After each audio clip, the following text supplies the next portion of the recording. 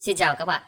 Hiệu ứng con bướm bướm, tiếng Anh là Butterfly Effect, còn được gọi là hiệu ứng cánh bướm, là một khái niệm thể hiện tính chất của lý thuyết hỗn loạn Chaos Theory về độ nhạy cảm của hệ động lực đối với điều kiện ban đầu Sensitivity on Initial Condition.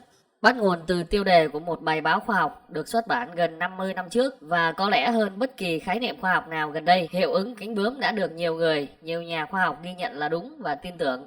Thậm chí nó còn xuất hiện trên phim ảnh các sách kinh doanh, marketing sử dụng hình ảnh cánh bướm tượng trưng này. Hiệu ứng cánh bướm mang ý nghĩa ẩn dụ triết lý cuộc sống, tức là một hành động nhỏ, sự kiện nhỏ có thể dẫn tới hậu quả bất ngờ lớn sau đó, thậm chí là thay đổi cả một cuộc đời của ai đó hoặc cả lịch sử. Chúng ta cùng tìm hiểu về hiệu ứng thú vị này nhé các bạn. Về lịch sử hình thành. Trở lại lịch sử những năm 1600, sau khi nhà bác học Isaac Newton đưa ra các định luật về chuyển động và vạn vật hấp dẫn phổ cập, mọi thứ dường như có thể dự đoán trước được. Chúng ta có thể giải thích chuyển động của tất cả các hành tinh và mạch trăng. Chúng ta có thể dự đoán nhật thực và sự xuất hiện của sao chổi với độ chính xác hàng thế kỷ trước đó. Chúng ta những tưởng có thể dễ dàng tiên đoán các sự vật hiện tượng xảy ra trong tương lai, nhưng điều này lại rất khó khăn trong lĩnh vực dự báo thời tiết với nhiều biến số khác nhau, và khái niệm lý thuyết hỗn loạn cũng ra đời từ đây. Khái niệm này được nghiên cứu hình thành bởi giáo sư khí tượng học ở MIT Edward Lorenz vào những năm 1960. Ông Lorenz sử dụng máy tính để triển khai mô hình toán học giúp dự báo thời tiết. Ông đã cố gắng tạo ra một mô phỏng máy tính cơ bản về bầu khí quyển của trái đất, bao gồm 12 phương trình và 12 biến số. Những biến là nhiệt độ, áp suất, độ ẩm, vân vân, và máy tính sẽ in ra kết quả mỗi bước thời gian dưới dạng một hàm số gồm 12 số. Trong quá trình thu thập dữ liệu để tính toán nhanh hơn, thay vì để dữ liệu các con số chính xác đến 6 số thập phân sau dấu phẩy, thì ông đã làm tròn 3 số thập phân sau dấu phẩy. Ví dụ như là 0,506127 sẽ được làm tròn thành 0,506. Và kết quả máy tính đưa ra đã làm Lorenz thật sự bất ngờ. Kết quả đã mô tả một trạng thái thời tiết hoàn toàn khác của bầu khí quyển.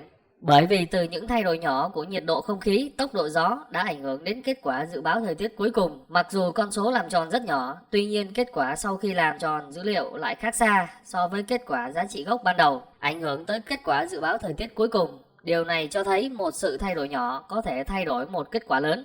Từ đây, Edward Lorenz đã đưa ra khái niệm về hiệu ứng cánh bướm với câu nói nổi tiếng: chỉ cần một con bướm đập cánh ở Brazil có thể gây ra một cơn lốc xoáy ở Texas. Theo ông, một cánh đập của con bướm cũng có thể gây ra sự biến đổi trong điều kiện gốc của hệ vật lý. Một vài ví dụ của hệ thống nhạy cảm với điều kiện ban đầu là khí quyển trái đất, hệ mặt trời, kiến tạo học, đối lưu chất lỏng, kinh tế hoặc là tăng trưởng dân số. Thì áp dụng hiệu ứng cánh bướm trong cuộc sống. Hiệu ứng cánh bướm Butterfly Effect là một phép ẩn dụ với ý nghĩa áp dụng đối với cuộc đời của mỗi người. Hiệu ứng cánh bướm có ý nghĩa là ngay cả những lựa chọn nhỏ bé nhất của bạn, làm việc này, từ bỏ việc kia, lựa chọn cuộc vui này, từ bỏ cuộc vui kia, trong ngày hôm nay cũng có thể gây ra những hậu quả to lớn sau này trong cuộc đời bạn. Một hành động hoặc quyết định nhỏ tưởng chừng như vô nghĩa, nhưng có thể sẽ đem đến kết quả bất ngờ, thậm chí thay đổi cả lịch sử, tạo nên số phận của một con người. Có thể nói hiệu ứng cánh bướm trong cuộc sống giống như quan hệ nhân quả của quan hệ. Gieo nhân nào gặt quả ấy, hay một đốm lửa có thể đốt cháy cả cánh đồng, hoặc là sai một ly đi một dặm. Khi chúng ta thực hiện một hành động nào đó, ắt sẽ có kết quả tương ứng. Nếu làm việc có ích, bạn sẽ nhận được những điều tốt đẹp trong cuộc sống. Ngược lại, nếu hành động sai trái, kể cả những việc làm rất nhỏ bé, đến một lúc nào đó bạn có thể gặp trái đắng. Để dễ hình dung hơn, chúng ta hãy cùng xem qua một vài ví dụ về hiệu ứng cánh bướm. Những sự việc này đã thay đổi lịch sử nhân loại.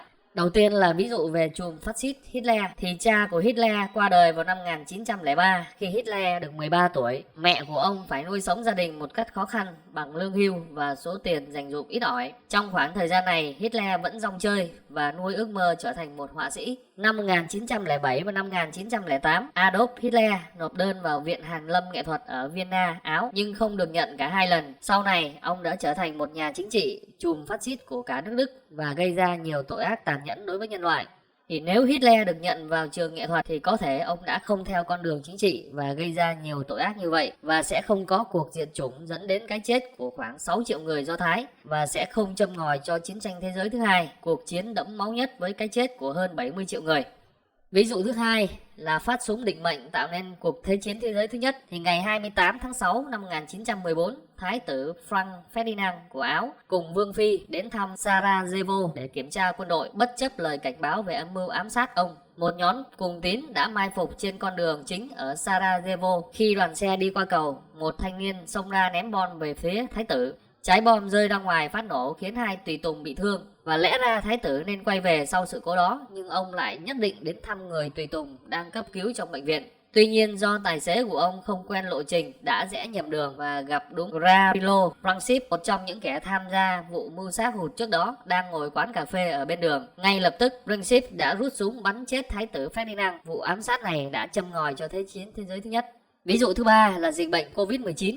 Thì ban đầu dịch bệnh chỉ xuất phát ở một khu vực nhỏ trong thành phố Vũ Hán của Trung Quốc. Tuy nhiên, chính quyền địa phương đã coi nhẹ và che giấu thông tin về căn bệnh này. Không ai có thể ngờ rằng Covid-19 đã bùng phát mạnh mẽ và trở thành đại dịch trên toàn cầu, gây thiệt hại lớn về con người, kinh tế suốt 3 năm qua, và là một phần nguyên nhân gây lạm phát toàn cầu, kinh tế đình trệ xảy ra cuối năm 2022, kéo dài sang 2023.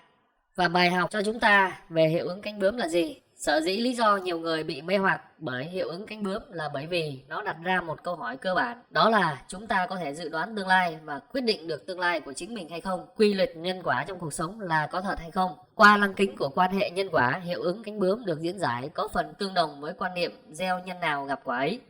Cụ thể trong cuộc sống, khi làm việc tốt thì dù đấy là việc to hay nhỏ sẽ mang đến những điều tốt đẹp cho người khác hoặc cho nhiều người khác. Hiệu ứng cánh bướm chú trọng đến tư tưởng và sự tương quan của hành động, lời nói, tư tưởng. Nó biểu hiện định luật toàn cầu, vạn vật đồng nhất thể. Nhiều người thường có xu hướng tự ti về bản thân, về khả năng của mình, và họ cũng không tin rằng mình có khả năng thay đổi hay tác động đến thế giới. Tuy nhiên, mọi thứ đều có thể xảy ra. Thế giới chúng ta đang sống có sự thống nhất và ràng buộc lẫn nhau.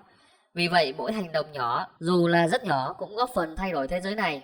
Và bài học rút ra từ hiệu ứng cánh bướm chính là không nên xem thường những chi tiết nhỏ hoặc các sự vật, hiện tượng nhỏ. Những điều nhỏ bé này đều nằm trong một thể thống nhất của tự nhiên, và sự thay đổi nhỏ bé cũng có thể tạo nên những biến động lớn trên thế giới quanh ta. Nếu thông tin này hữu ích với bạn, hãy nhấn subscribe, like, share, chia sẻ cho mọi người, tiếp thêm động lực để mình làm các clip thú vị hơn. Xin cảm ơn các bạn đã xem hết clip này.